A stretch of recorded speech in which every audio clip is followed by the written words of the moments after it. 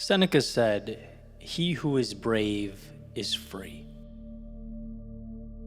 Because to be free is to face your fear. It's to intentionally step into the chaos of life, and in doing so, unshackle yourself from fear's restraint. He who is brave is free because freedom is only obtained in pushing past the original restriction and hesitance. Freedom is moving through the haze and carving out a life on your own terms.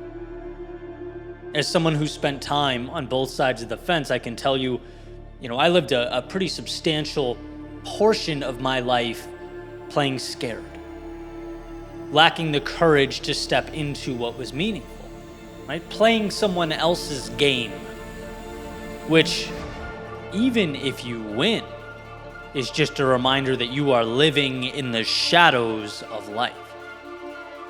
But should you approach the other side, should you find the courage to step through, you'll see that the walls that once surrounded you were self-made.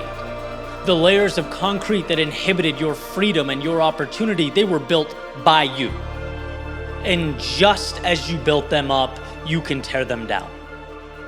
See, there's a life others would like you to live.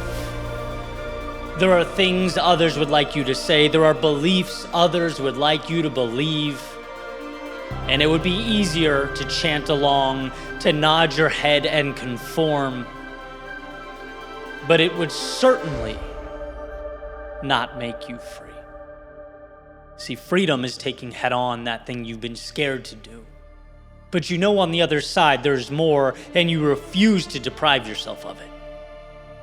Freedom is saying what you believe because even though it may be unconventional or different, even though it may be deemed unacceptable, it's in your heart what you believe. Freedom is going not where others have gone, but where your soul leads you, through new landscapes and towards distant horizons. Which brings us to the question of all questions. Can you find the strength? Can you dig deep and unveil a world unrecognizable to most? Can you move beyond the facade of reality as it is now and construct something truly meaningful?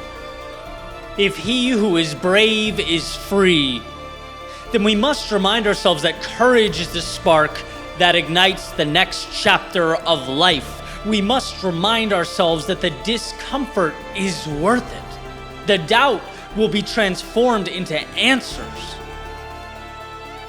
And sure, pushing through that resistance is not easy, but nothing is more difficult to carry with you than the knowledge that you chose to live in a cell of your own making.